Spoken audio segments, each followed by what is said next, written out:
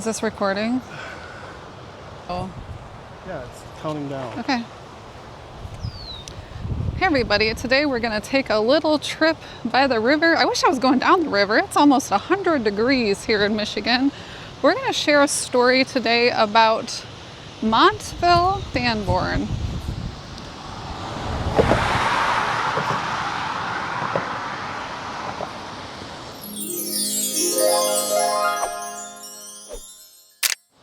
Today we're going to look at this beautiful dam here. Look at all the nice flags.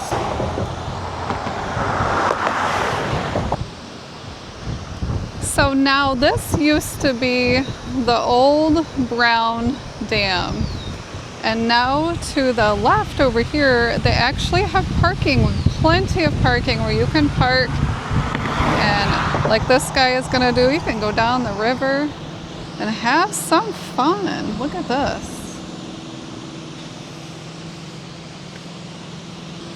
Just don't cast your line into the pools. Oh my goodness. It looks like a couple people did that.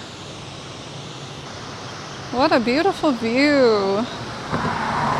It's very hot in Michigan. It makes me want to get in. So today we're going to talk about this dam. And right beyond this dam was known as the Brown Dam, and it was built in around the 1800s.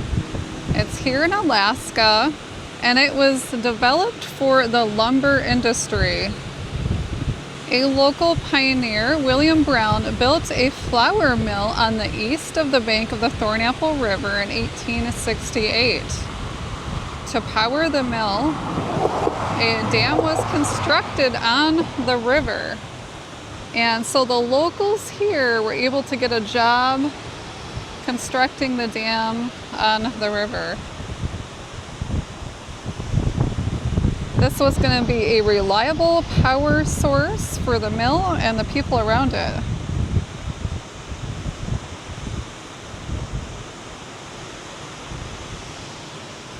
So today this area is known as Alaska.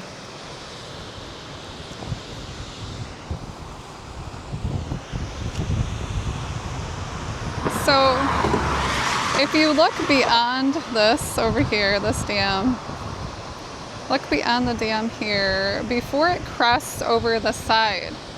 And Montville was here constructing this dam. And he had just gotten back from the Civil War, and he was born in New York and traveled to Michigan to live here in Michigan. He got married here in Michigan and then moved to this town to start a family with his wife Cornelia. So he came here to work on the dam and make some money for his family. Can you imagine? He survived the Civil War.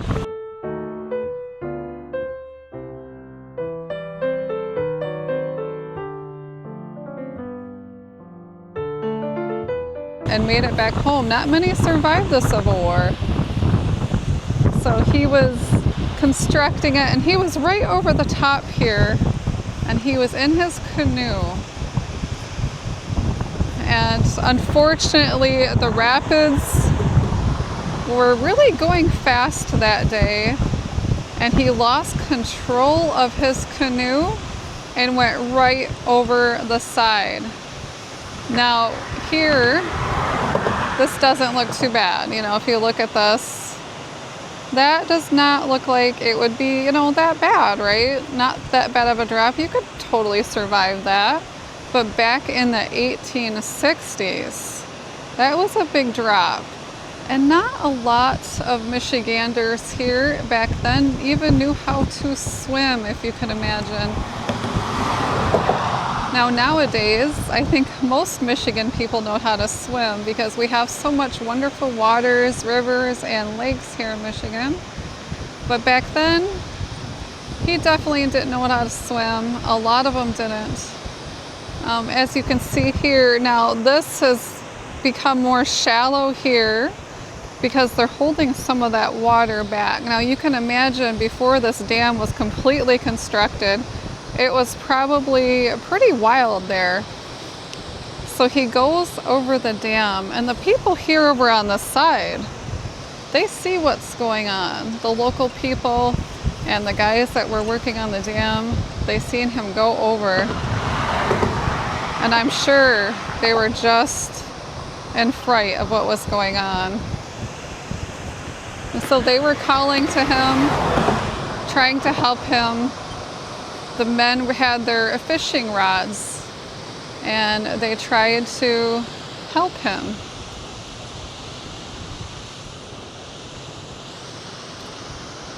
They got over on both sides with their fishing rods trying to help him.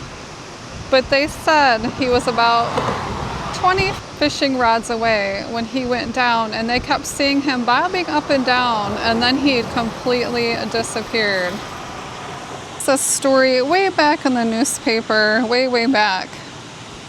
And it says, drowned. A man named M.J. Sanborn was drowned on Thursday, the 8th, in Thornapple River at the Brown Dam, about 2 miles above Alaska in the township of Caledonia. The very heavy rain of the day previously raised the stream considerably, and Mr. Sanborn, who had been working on the dam, attempted for some reason to cross in a canoe, but coming too near the fall was carried over the dam by the current. He was seen afterwards struggling with his waters, some 25 rods below, but he sank out of sight, and the body was not recovered until Sunday, the 11th. It was found about half a mile below the dam. He was about 35 years of age and leaves a wife and 3 children to mourn the sudden bereavement. How sad that is. So, when you come to these places and you see, sometimes people lose their lives trying to make our lives more easy and simpler. So that's the story I just found on newspapers that I thought I'd share with you. Very sad that he survived the Civil War, but he did not survive the waters of his own town. So he floated, they seen him about 20 fishing rods out, and then he had gone down this river. He went under the waters and over.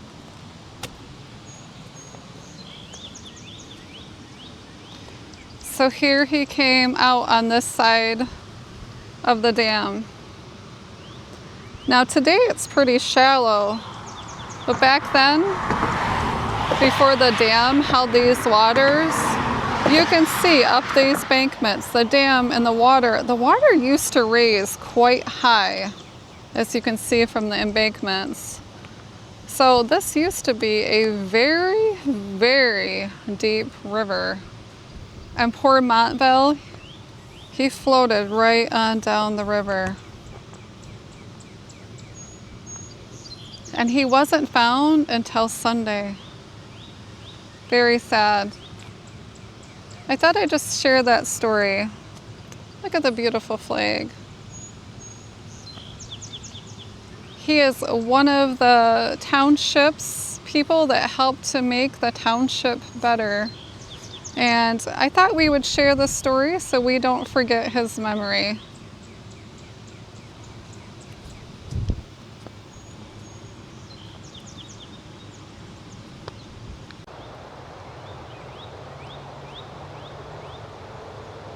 So today, if you want to visit and go down this river, here is the parking. And Montville was one of those that helped our community get started. And I thought, hey, let's not forget him or his memory.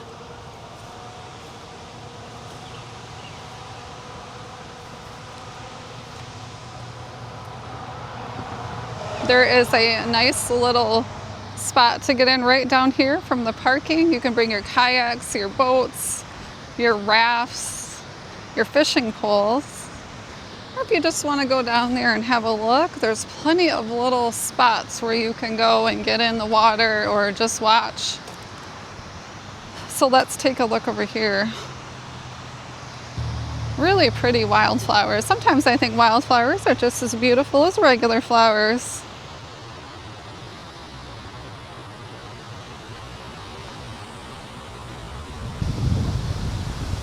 Beautiful.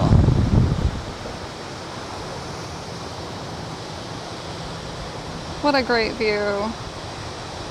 So pretty. Lots of history here, that's for sure.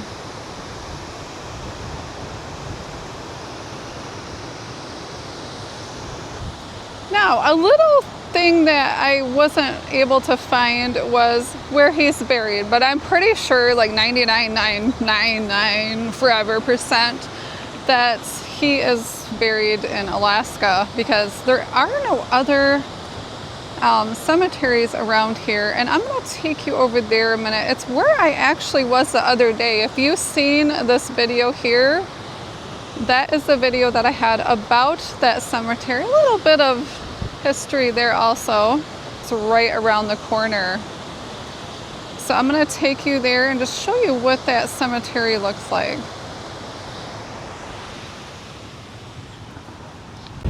Here we are going across the dam again on the other side by Rules Park. So I'm thinking because he was pulled out of the river, he lived in one of these houses right here in town, that he is probably buried right here, I would assume.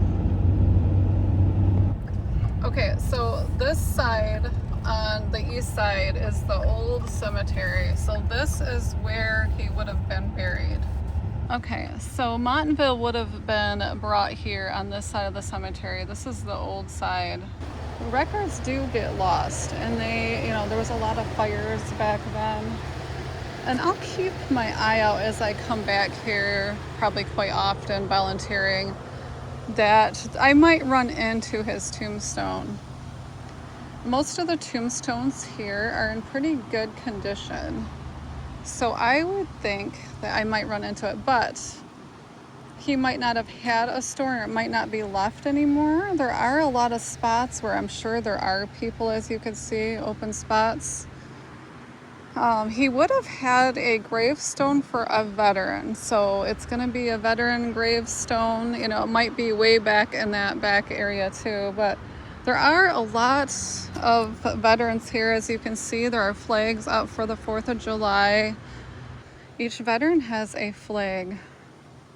And there's a lot of veterans here. It's a beautiful place. He was one of the founders that came over in the time of Alaska, so it would have been in like a really old section, but these are kind of spread out. You've got some really old ones here, and way in that back corner there's some really old ones, but on this side of the road is where you're going to find the old stones. And I took a walk through here the other day too, if you want to watch that video. And maybe someday we'll find the stone, but you can see here there's a lot of open space where there could have been, some people that there just isn't stones, or maybe somebody hit the stone and it is no longer, or it fell apart.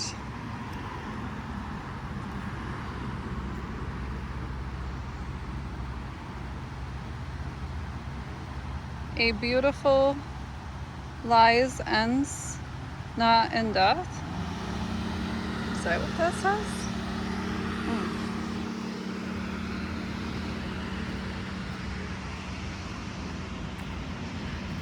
And his wife is not buried here. She is buried up in the UP of Michigan, because after this had happened, she soon had sold the property and moved out.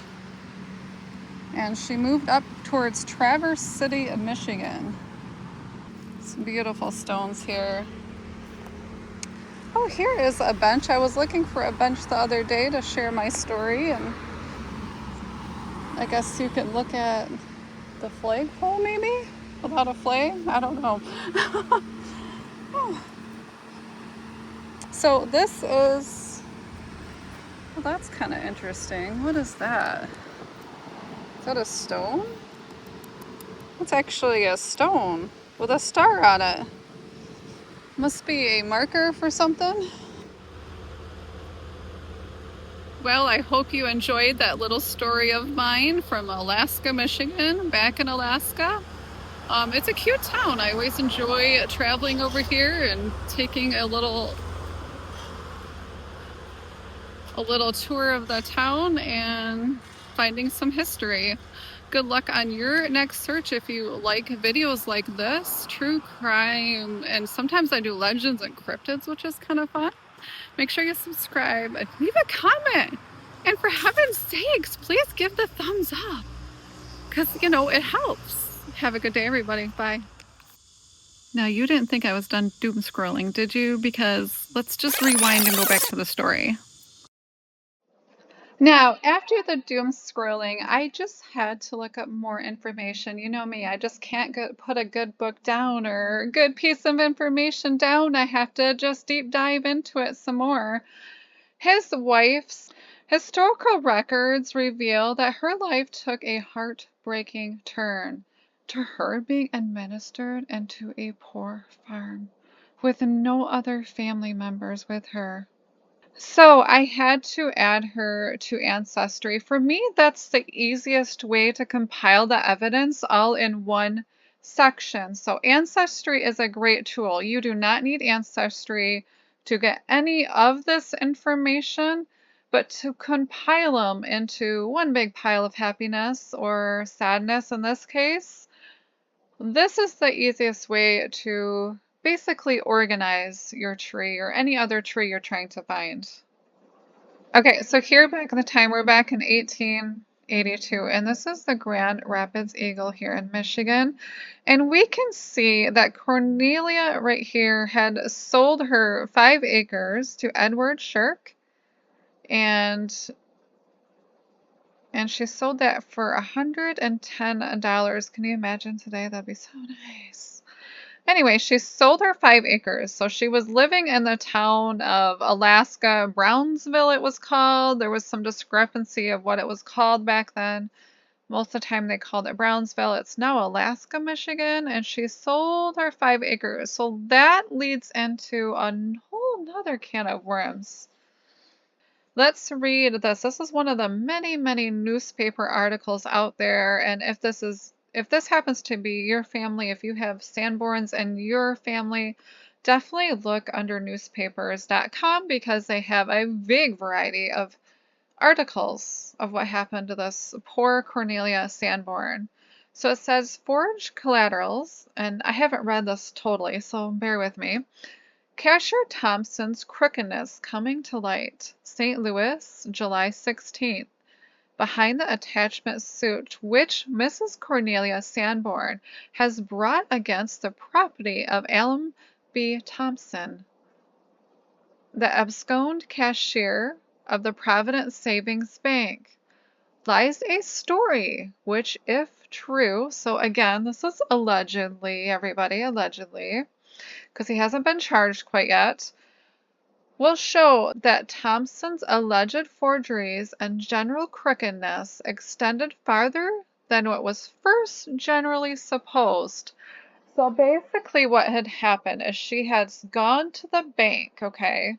She has gone there and she has realized that her money isn't quite how it was when she put it in the bank. And when she had tried to cash her money in, they said it was a forged letter. And then she took that to the police. Okay, so that's where this background is going. Some time ago, Mrs. Sanborn loaned the cashier $5,000 secured by certificates of the bank's stock as collateral. These she placed in her strong box in the vaults of the bank. When it became known on Monday that the bank was embarrassed, She called and asked for her box, and it was given to her. She removed their certificates and, taking them to a broker, asked him to sell them. Now, the broker took the certificates and, upon examining them, found that they had been forged. Oh, this is becoming a weird story. It is said that Thompson had access to Mrs. Sanborn's box and that he substituted forged for genuine certificates, which he afterwards sold. Okay, so that's a pretty horrible situation. Important information considering the probable whereabouts of the cashier was received today from Benjamin J. Wertheimer, a lawyer of Chicago, who states he met Thompson in that city last Tuesday morning.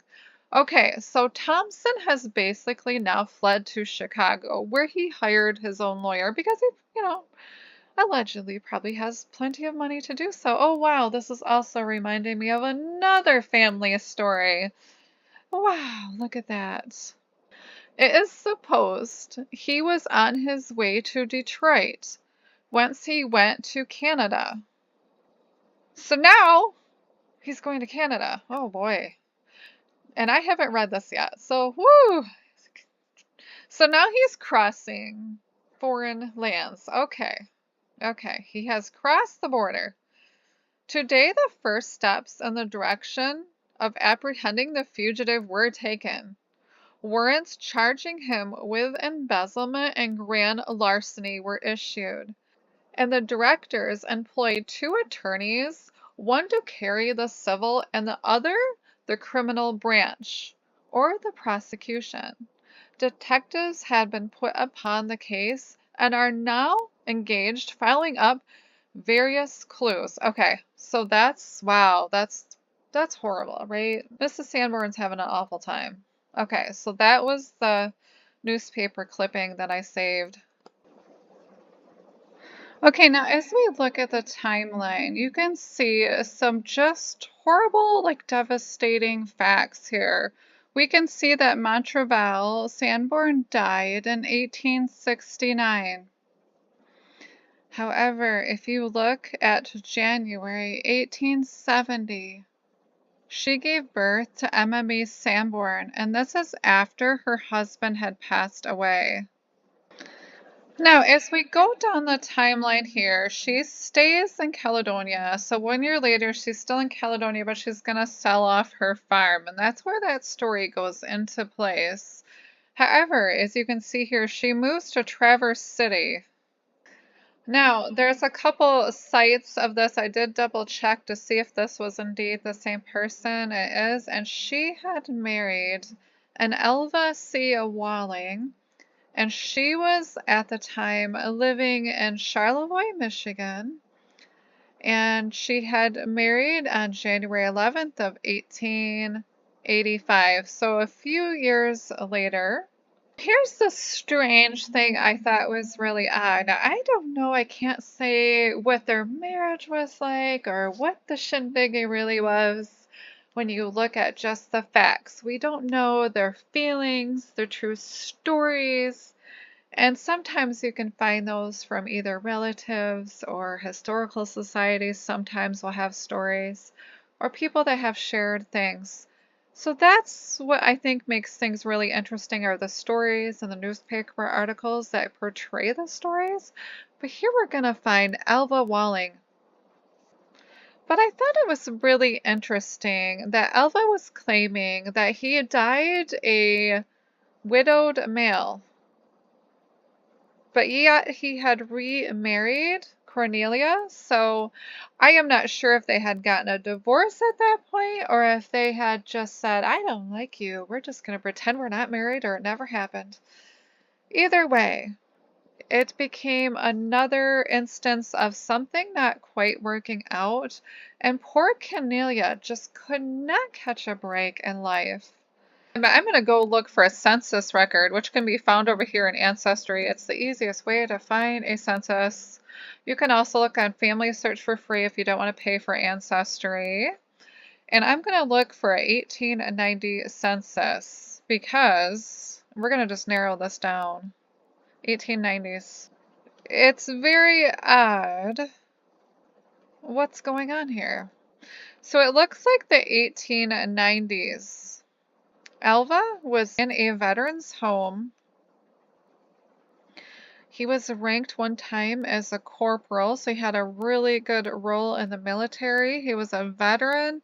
He was in the 1st Michigan Infantry Company H, and he was in for 3 years, 1 month, and 21 days.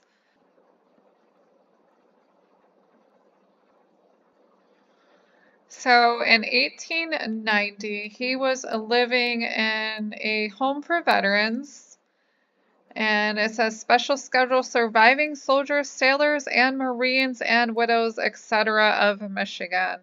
And here we have his name, Alva Willing, and he's listed. So we know that, something happened where he went and lived in a home for veterans. Okay. So that's how you would search that. Okay, so let's go over the timeline. So 1890, Elva is living in a home for veterans, and 5 years later, he passes away. So let's go back here to Cornelia, because there is a story here, and now we know there's something strange going on. Okay, so here we go to 1890. Okay, so 1890, we find the census for Cornelia Sanborn. And she is going now by the widow of Montrevel Sanborn. And I'm not sure why they wouldn't put her as being married, but it's almost like she didn't want to confess it, or maybe they did get a divorce. So she is now living in the home also for the veterans and soldiers and widows. So either they just didn't want anything to do with each other, which is kind of what it looks like, or maybe they got a divorce. But she is now staying in the home. It's her first husband's widow.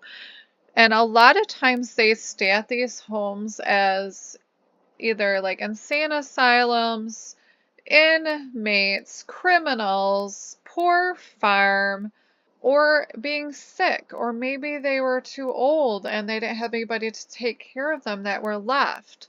So at this point in her life, she's living in this home, and back then, they combined all of these people together. If you can only imagine the chaos that might have brought. So Alva, her second husband, was living in a veteran's home by 1890. And in 1890, she was also living in a veteran's home under a widower of Montrevel, her first husband that had drowned in Alaska. So whether or not they were divorced or just didn't want to know each other, I don't know. I'm not quite sure. We don't know the specifics or how they felt about each other. All we can do is go by the facts and try to put the facts into a story. So here we have her death certificate with the state of Michigan. And she is in Grand Traverse by the time she dies. So back in 1890, she went into a veteran's home, and let's see where she is now. So at her time of death in 1913, which is, 23 years later, she is in the Traverse City State Hospital. So she is in the poor farm. You had the people that were too poor and didn't have families to take care of them, or if they had just gotten old, and also the sick. They put all of those people all together in state hospitals. So if you could only imagine probably the stories, the mayhem, and the crazy stuff that goes along with being in a huge place with a big environment of so many different kinds of people all in one building, or several buildings on one property, but also not enough staffing. So that's really sad that our Cornelia ended up in the state hospital. And she was said here, if you look at this, she had brain disease. But we don't know what brain disease actually meant back then. That could be like our dementia now, or Alzheimer's, or depression. We don't know exactly what she had without getting into papers. So she was claiming that she was widowed, which is correct. She was 77 years old at the time that she died in the hospital. Nobody had come to claim her body. I did a lot of research on this. Nobody even knew who her parents were. For some reason, they really didn't know much about her. And I had to do a lot of searching on like where she was buried. So with a lot of searching, this takes a lot of effort. So with all that searching, I put her husband and I attached that he was a private Montrevel, which there are different spellings. I'm going to go back and I might change that spelling a little bit according to his records with the military, because it looks like he did have an R instead of Montville. He was Montrevel or so it was anyway. It had some different spelling. So I put him as dying in the Alaska cemetery, that he had been buried in the Alaska cemetery. And I put some records here too because I did the research. I wanted to share that with others in case family members wanted to see this, that they would have access to these records also. And I put some information here that I had dug up on him also. If you know differently, please reach out to me. You know, I want to make sure my records are correct, but I'm 99.99% sure this is where our Montrevel Sanborn ended up. And then here I attached his wife, Cornelia. She had a really hard life. The people that went before us had such a hard journey. And this is why it's so important to me to pay our respects to the history and the people that came before us and came before us in our communities. Where did they put the bodies from the Traverse City State Hospital? And the people that did not claim the bodies ended up in Oakwood Cemetery. However, the unclaimed bodies ended up in like a paupers area. They have different sections in Oakwood Cemetery because the cemetery is so big. So at the time of her death, she has been known as back to Sanborn. She's back in Oakwood Cemetery in probably the poor section, I would assume.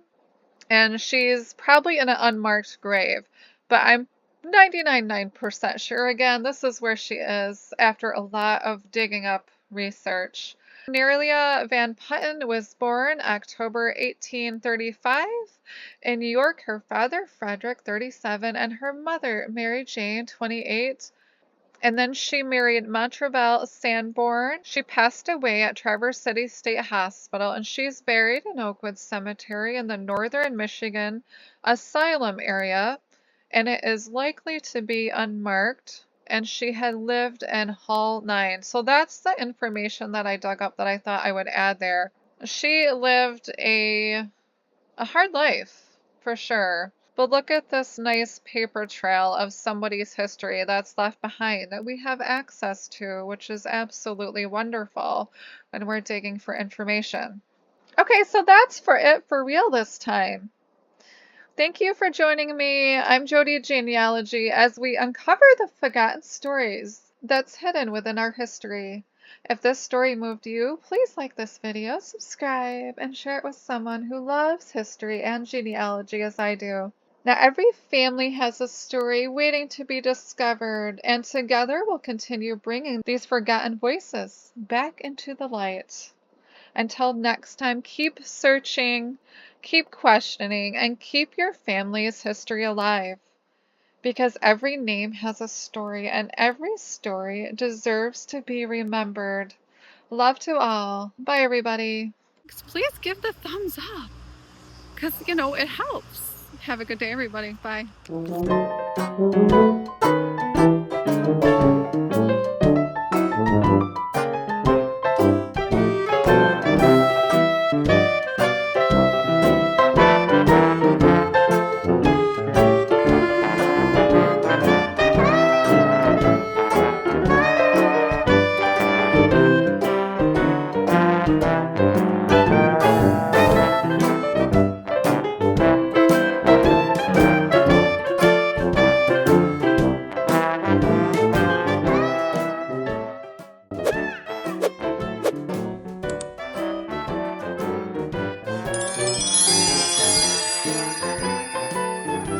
of the newspapers. Let's see. And I